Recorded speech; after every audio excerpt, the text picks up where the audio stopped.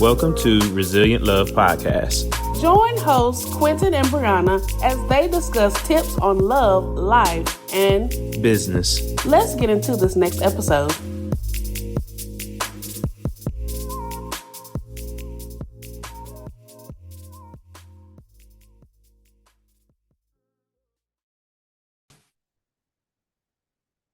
Hey, everybody. Hey, everybody. We're back. We are back with another episode of Resilient Love. All right. So we want to start this episode with the question of the day. So I have a pile of questions and Mr. Baker's going to choose one. Okay. Let's read. What do you love about your hometown? So for those of you that do not know, we are from Kinston, North Carolina. K-Town. K-Town? So what do you love about Kinston? I would have to say our resilience in sports. Okay. Sports? Yeah, we go hard. Sports because it's just one of those neutral things that brings our city together. Like everybody. We're already kind of a small town.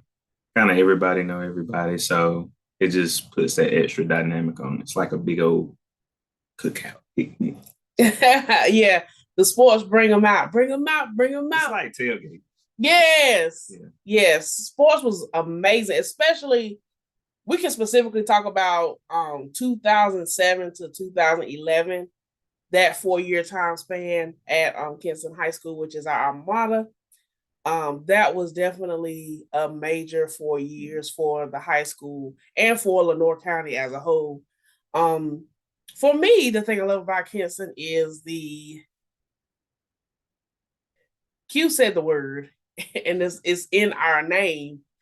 I feel as though Kinston is definitely a city that builds you up for your future.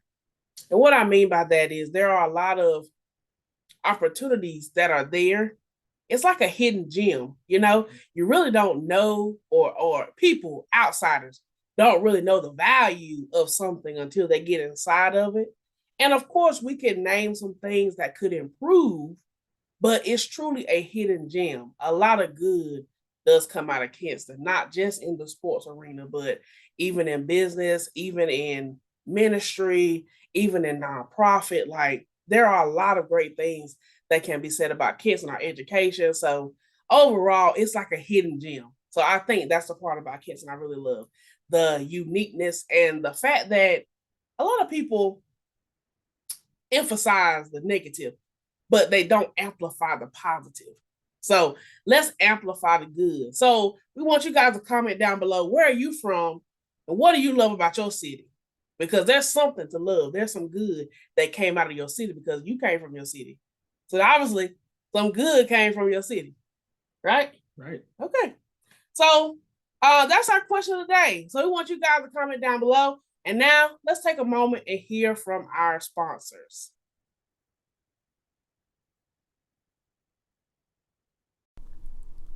Today, I want to talk about a life asset tool and a financial tool. Yes, life insurance. Life insurance can be one of the most beneficial tools you can have in your tool belt. It helps your family not be in financial distress in your absence. And it also can be used as a financial tool. So today, go ahead and check out Policy Genius to go ahead and add this as an asset to your life and a tool to be in your tool belt for when times shift, that you are prepared. Well, thank you so much to our sponsors. We appreciate you. Because of them, we keep this podcast going. All right, so the topic of the day. We're thinking about divorce. And it's not in the sense of... We thinking about divorce, right? We're thinking about it. We thinking. Yeah. We are thinking. Using our mindset to just think. What does that look like? What does it really look like? Well, in thinking about divorce, we're truly thinking about why are people getting a divorce? Um, Society has, I'm just going to speak more so from mainstream, right? Yeah, that's really what mainstream, because we understand that, you know, maybe your neighbor next door could be going through this process. And this is not something to, take lightly. Yeah. And we recognize that there are moments where a couple just makes their decision, whether based on things that the public don't know. Yes, based on things the public doesn't know. And I feel like that's the reason why we wanted to jump into this topic, because we have seen over this past literally about 3 months. Strong. Well, I would say the last year, but definitely within these last 3 months. Yeah. We have seen a lot of celebrities choosing to file for divorce. Which celebrities, what makes them celebrities is their power of influence. Right. So that's why it is taking a different spin around the block, because we haven't seen this much high rate of divorce from mainstream, from celebrities. So that's why it's highlighted. It's extra highlighted. And I mean, what we see about 3 divorces in one day or 4, Well, I want to highlight Tia Mowry. For those of you that don't know, I love Sister. I love it. And although that's a character that she played, her and her sister really catapulted, in my opinion, from that show. After finding out through different videos that that role, sister, was developed just for them. So that was a unique role. Like, the producer thought about them when they wrote that storyline. So I just thought that was awesome. But nonetheless, that storyline does not dictate, what happens behind the scenes. And I think that's why Quentin and I wanted to just take a brief moment and talk about this, because whether you have celebrity status or not, there's a lot that goes on behind the scenes. See, right now, Quentin and I are in front of this camera, but once we cut the camera off, that's truly behind the scenes. Yeah. So you don't know what's going to happen once this camera goes off, once the audio is finished. So and you get a glimpse of real life on the main screen, on the screen, like right now, but you never really know what's behind the scenes. Right. And you can always assume. Yeah. Yeah. And I think that's for all intent purposes, I think it's best that way for assumption. There's some things I do believe in being transparent. It really, of course. But I think in order to keep things on the up and up, there's some things that need to remain private amongst the family in their house, especially specifically the marriage. Yeah. Now, here's a part about celebrities and things of that nature that make this topic interesting. Because if you find out from a close friend or community person that they're getting a divorce, it's not in the headlines. Right. Because it's not. That's, again, it goes back to that thing about influence. That's why celebrities, anytime to push a mass message or mass agenda, celebrities are the ones that they're going to go to, because the influence. If you, as an example, the vaccine shots, a lot of people were very, very hesitant when it first rolled out, and they began using celebrities to make it okay. So when I bring up the point about the publicizing of, or the announcement of, the divorce, it's just, I guess for me, it's like, and you tell me your thoughts on this. So, when you get married or engaged, you make a public announcement. When you get your marriage day or your wedding date, you make a public announcement. When you get a divorce, you don't really make a public you see what I'm saying? So, like, Have we made social media? Yeah. Have we overdone it with sharing? Yes. Is my point. Is my question. I think yes, that's a good point. And I did say, let me retract my statement. Okay. I said no, we don't share divorce. We do share. It's not as common, but it's more common today than it used to be. Mm-hmm. Social media it's just like anything. It has its good and it has its bad, its ugly or dark side. Everything has a dark side. Mm-hmm. And the dark side to social media is behaviors. Right. It has the ability to control behaviors and predict behaviors because of what you see, the interaction on a mass level. You're seeing people you don't even know, especially with reels, stuff like that. You're connecting to people you would have never known without social media. Yeah, I think the overexposure. Some people may say overstimulated because when you begin to see different narratives played over and over and over again, it becomes a part of your psyche. It becomes a part of your, as he just stated, your behaviors, your mannerisms. You begin to shift. And so, why we're bringing up divorce is there are two levels to it, right? The public side and the private side. The public side, as in, I thought they were good. I saw them at such and such just last week, or they just did an interview and they seem to be all happy and giddy on the camera. Then you have those other people that do the behavior analysis and they say, oh, well, she kind of pushed away a little bit when he said that comment, or he kind of scrunched his mouth a little bit when he heard her say her statement. So, like our body language. Our body language, exactly. So I just feel like people begin to create narratives around the status of your marriage. And what we are trying to say is keep your marriage sacred. Mm-hmm. That's the first point we're trying to make. Keep your marriage sacred. Whatever it is or is not, that's the real answer between the two parties. Yeah. No matter what society says, no matter what your neighbor says, you and the other party know what happened, first and foremost, in Jesus Christ. The second thing is we believe that at the end of the day, divorce is an option, but you choose not to. You have, so basically, divorce is an option. I think people overly say divorce ain't an option. You know what I'm saying? Like once we get married, divorce ain't an option. That's how we've been trained. Most of us in our cultures have been trained on one spectrum. It is an option. It is. And once you say it openly, you can accept that it really is an option. It is an option to leave.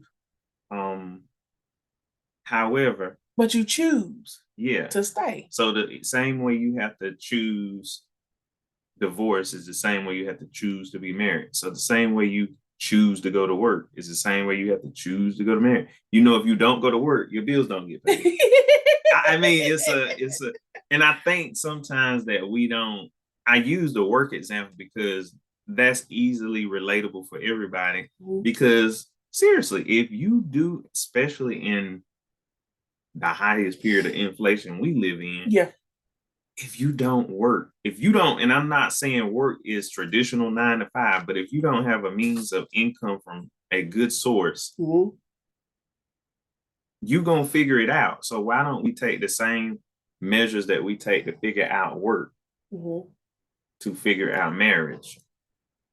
So I just feel like, and now this is going to step on some toes, and we know that we're not in anybody's household, mm-hmm. right?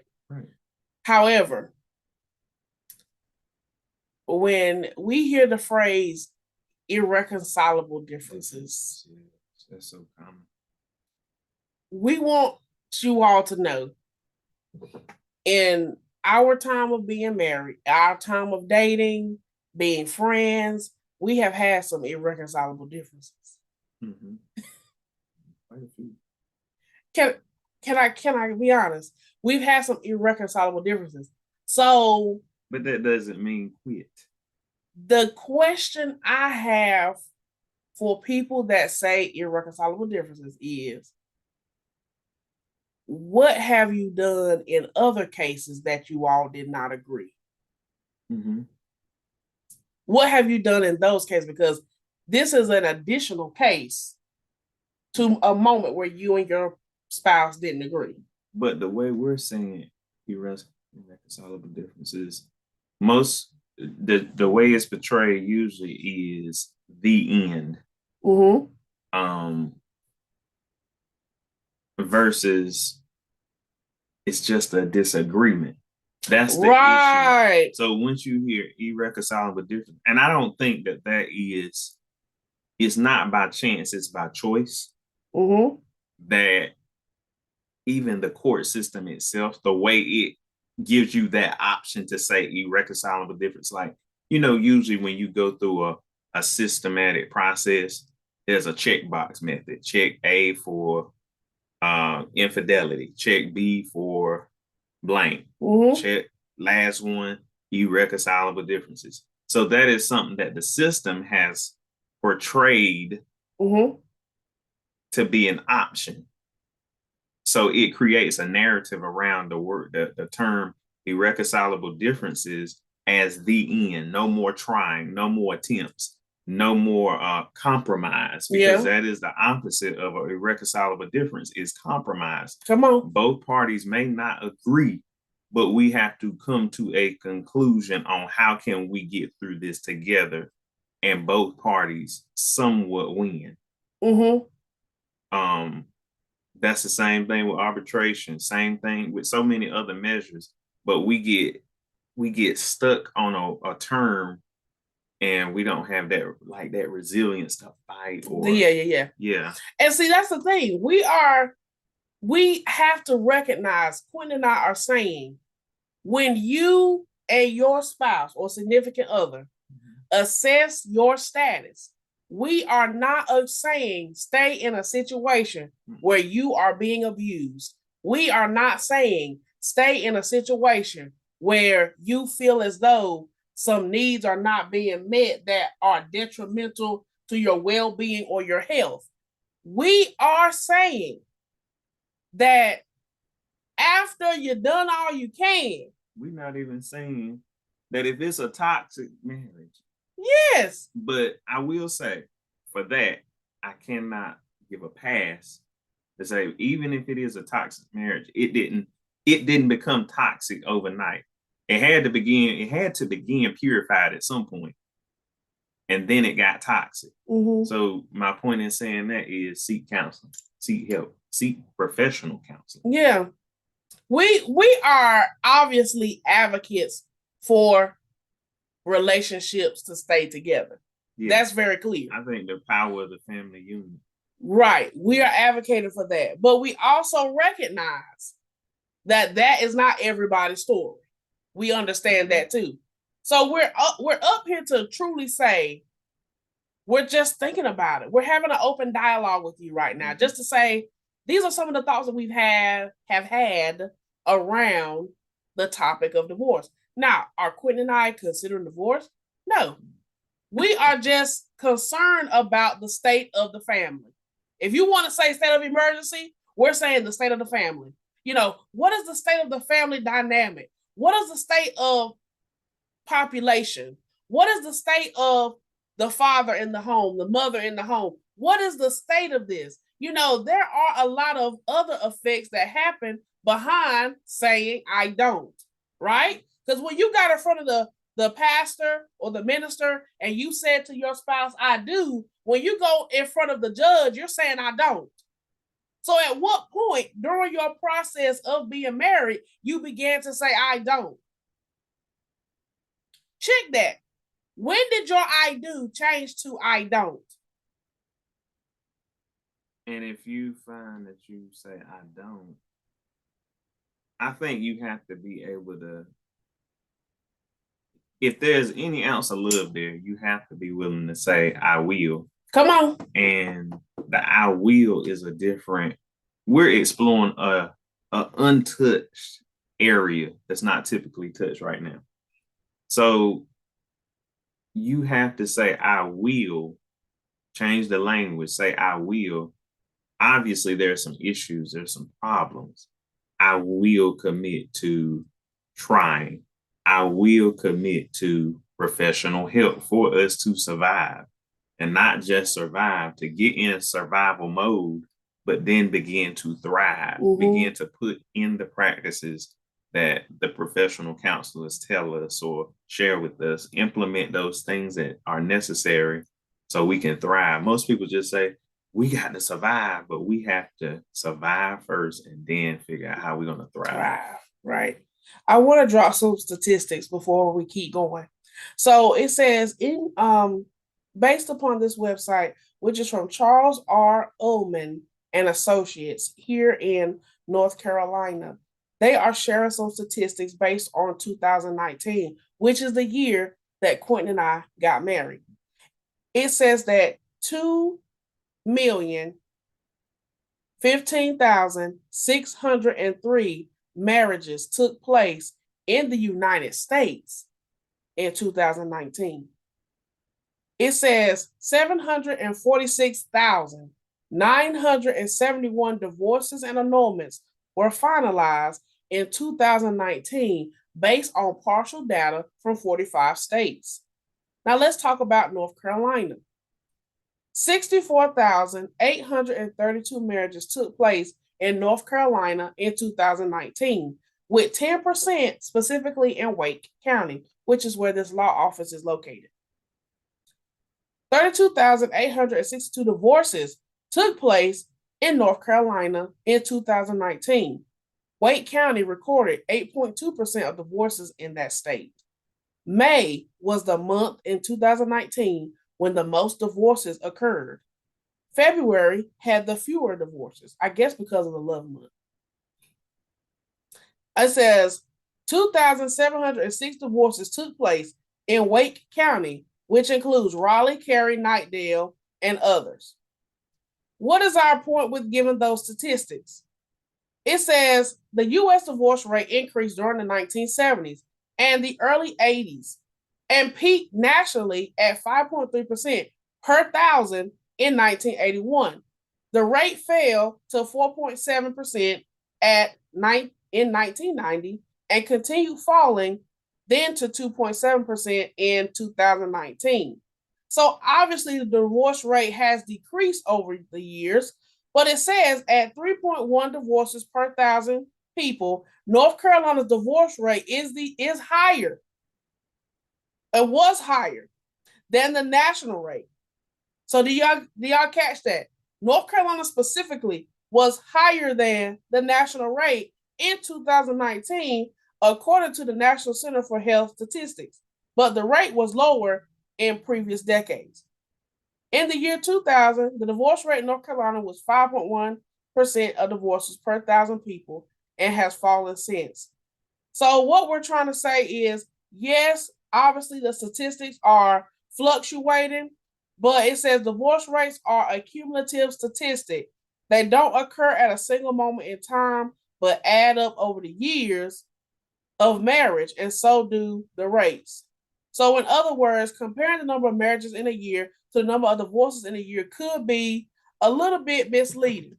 But we want you guys to understand that the trajectory of divorces is still on the table. Yeah. I mean, it won't ever really be off the table. When you think about the show Love is Blind, right? Mm-hmm. You really don't know who you're marrying. There you go.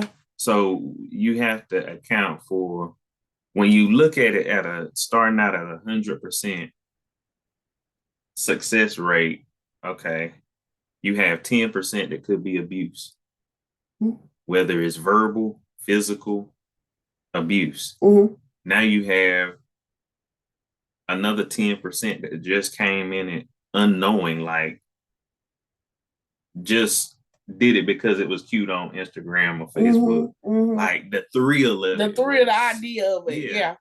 So you got to break it down into those chunk percentages and portions. Okay. That makes sense. The reason. Mm-hmm. The reason why. There's several different reasons why. Just like Tyler Perry. Why did I get married? Yeah.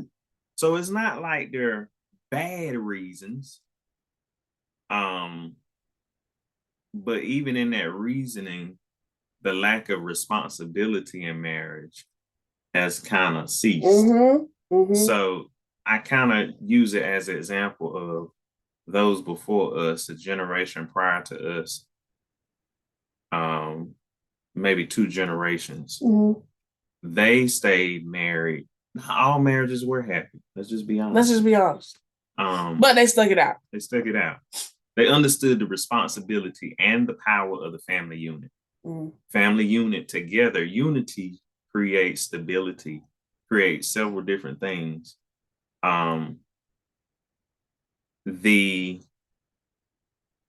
Which I guess, again, going back to the responsibility piece, when it comes to marriage, it's not as responsible as it used to be back then.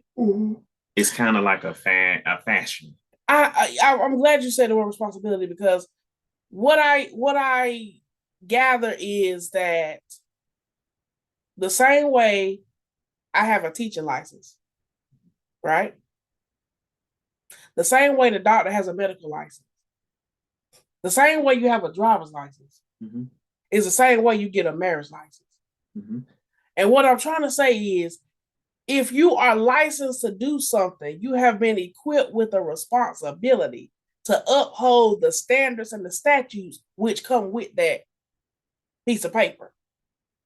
We sometimes minimize marriage to a piece of paper, but we forget that that paper has power. That paper has qualified that you and this person are now joined together. You and this person can now merge responsibilities, assets, monetary, family-wide. You have this accessibility, as well as a commitment to this person. So when you and that person come to a place of, I don't want to do this anymore, this is not what I signed up for, you technically did. Now, Quentin made a point earlier that you and that person may have had some signs, some tendencies that you saw, but you overlooked. I have heard many testimonies of women who have said, I'm glad I caught it early. And what I mean by that is, I'm glad he showed me his tendencies early, because I chose not to proceed with the marriage. What I'm saying is, Quentin said it plain, and I think that's really the heart of where we're coming from with our topic today. You have a responsibility to yourself first. What do you want out of a marriage? First of all, what do you bring to the table? Second of all, what do you desire in a partner? And third of all, are you ready to take on what that means? Are you ready to take on what it means when you and your spouse are going through, as we like to call, troubled waters? Are you ready to take on those moments where you and your spouse are cruising into the sunset? Are you ready to take on those moments where you want him to get on his own boat and you're going to build your own boat, but we're going to sail to the same place, but I want you to sail by yourself for a little while? But most people want reward without risk. Yep. The risk is always there, and the risk is always great, but the power of overcoming is greater. That's why the reward. And that's why we are Resilient Love. Yeah. This is why we are Resilient Love Podcast, because we want everybody to understand that you have to overcome some things. You have to go through some troubled waters. You have to literally face the man or woman in the mirror and say, I've changed, but is my change good? Or is my change hurting my spouse? Is my change progressing our household or hurting my household? You got to really assess yourself. When I say marriage is a mirror, I mean that. Marriage exposes some things, some blemishes, some imperfections, some things that you thought you were good, honey. You got to work on that, okay? Yeah. But when you're single, you don't have to worry about When it. you're single, ain't nobody questioning you. Ain't nobody. I'm speaking Ebonics now. I'm a teacher, but ain't nobody worried about that. Most times when you're single, anyway, you get in a flow and a rhythm where there is no change. This is what it is. Most times, I'm not gonna lie, especially from a male perspective, we friends, as he, we friends that occasionally hang out. We friends that may do other stuff, but we friends. We ain't crossing the threshold. And if we do, there's a boundary. You got your house, I got my house. Like there's the separation is what keeps the same flow of that person.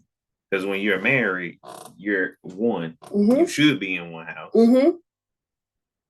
I know this is a new age, but you should be in one house. Yeah. Unless it's for like work purposes, and that should be kind of a temporary thing. Situation, right? Yeah. We understand. We don't want to be naive to circumstances because some people, we come from a very churchy background, somewhat, and we have biblical principles, yes, that we stand on, and society, like he said, churchy. New school, we say churchy. But we do have biblical principles that we stand on. So when we are coming to you all, we're coming to you with an honest listen. Everybody does not stay married. But our thing is, we want you to with the right strategies in place. And for whatever reason that you don't. Yes. We don't want to just highlight that we want to be able to be well-rounded, that we can touch both sides of that story. Mm-hmm. Yeah. However, we understand that there's some unfortunate circumstances that divorce takes place, and that's it. That's it. What I will say is an encouragement to learn from that divorce. Yes. Ask those questions, get that counseling, do the work so that the next time will be better. Do the internal work. Right. Yeah. Before Quinn and I said I do, there was definitely some internal work. So we both were in long-term dating relationships prior. We just had our own. And we had our own flow. That's why we can come to y'all straight up and say, prior to I do, there was some work that was done. Quentin and I dated for 5 solid years. People said, why y'all still dating? Why y'all ain't married? Why? But Quentin and I had to really assess ourselves because we had gotten to a flow. Yeah. We had gotten used to, this is how I do it, this is how you do it, So we had to learn each other, relearn, because I knew Quentin because of high school. But you don't know a person till you live with. And I think. And we didn't live together until we said, I do. So there was still a level of getting to know each other. But even prior to getting to I do, I think that's the importance of any type, specifically professional premarital counseling. Yes. Is that you gonna have to just assume that both parties, and that's not every case, but typically are stubborn. For example, I was fixated on a certain idea of, I'm gonna just be honest, it's about transparency. I was fixated on, I get back when I get back, I go out when I go out, don't ask me but I was a mess. But that's how I was wired for so long. So I had to unlearn to relearn what was proper for a marriage. Mm-hmm. Same way Brianna, she had some things that she was like, well, this is a do non-negotiable compromise. I think the first year was just pure compromise. Yes. But when people say your first year is your, I guess you could say, eye-opening year, They are not lying. So don't think that premarital counseling just a saving grace. It's not gonna happen. You have to it's grow good. together. Yeah. That's what Uncle Tom said. Yeah. We gotta grow together. Yeah. You don't go through life, you grow through life. Grow through life. So I just feel like Quentin and I are literally saying, yes, on side A of this topic, some situations can truly be therapy, prayer, some more conversations, some accountability partners, and you guys can begin to grow through that. Side B is we did everything y'all just said and it's still not clicking. Right? Yeah. But even with the side B category, Quentin and I are saying you can love again. You can get married again. But you have to assess what did I do in the marriage? Assess that first. Then assess what do I want after assessing everything else. What do I want in a spouse? And then, depending on the dynamics, if children are involved, assessing that. What type of figure do I want in the home for these children?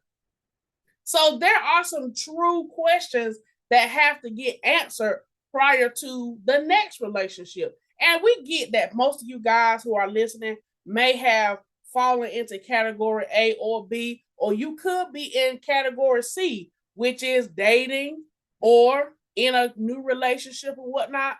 But nonetheless, no matter your category, we are telling you guys that divorce is an option, but you don't have to choose it.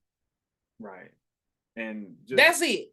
And just know, even with us sharing how we just shared that we did do premarital counseling prior, but we still had to go through that first year of learning each other, learning how to compromise, not being so stuck in our ways that we couldn't learn from each other and learn together. And the last point I want to say is just like seasons change, so does your marriage. So does your marriage. So don't don't go into the marriage blindsided, is my point. Understand that your spouse is going to evolve. You want that. You want them to evolve into a better person. You know, I can honestly say Quentin has evolved. He has grown. And I see that. And I respect that. And I, water that seed so that he can continue to grow. You know what I mean? I don't want to, dig up the dirt and take him out of this particular environment that he's actually growing in. You see what I'm saying? Because there is a level of discernment that comes with marriage, that you got to know what season your spouse is in, what words will help your spouse, what topics can you touch right now or wait till later. There is a level of discernment. There's a spiritual aspect to marriage that we want everybody to understand too, that you got to know the timing. You might be pissed off and you want to say something, but there's a timing to it. The words that you say right now when you're angry versus waiting about 30 minutes is going to be a different response. A lot of the disagreements, the arguments, the he said, she said, even in marriage, comes from not taking time to assess what you are about to say. Your words have power in your marriage. And Quentin and I, we are speaking life to every marriage that's listening. We are speaking life to every single person who desires marriage. We're speaking life even to the divorcee who is going through the changes that come with that process. And we believe that a change will come for the better. But we also have to be honest. It starts with you. What do you want to see? We're almost to a new year. What do you want to get out of the rest of 2022? What do you desire for 2023? We want you to have a resilient love in whatever capacity that looks like. A resilient marriage, a resilient family, a resilient, friendship, whatever that looks like. We want you to overcome challenges together. to be better together. Okay. I think that was good. Oh, yeah. Let's take a break. We'll be back. Let's take a moment and shout out a business. This is the voice of the owner of Streamline Media Agency, where we service small business owners with content creation and social media management. This podcast is produced by Streamline Media Agency. Need help? Call us. StreamlineMediaAgency.com. All right, so that was our main topic. Hopefully you guys heard our hearts on that. We were sorting through some thoughts with you guys, so we appreciate you for listening up until this point. Because if you hear us talking right now, you stuck it out, and we appreciate you for sticking it out. My last thoughts on this is with everything that was said, we kind of touched every demographic as it relates to marriage, whether you're single, preparing for marriage, wanting to be married, divorced, or currently married. And all this, nothing is possible really without being intentional. You can pray about it, but you still got to be intentional. You can go to counseling, but you still got to be intentional. You can compromise, but you got to stick to the plan and still be intentional about working the plan, working the compromise areas you have all set. So that is the word I would leave with this topic today is, in all you do, be intentional. And that'll make you more resilient. Okay, friends. Well, we hope you enjoyed this episode. Let us know. Leave us a 5-star review. And we'll catch another episode of Resilient Love. Peace.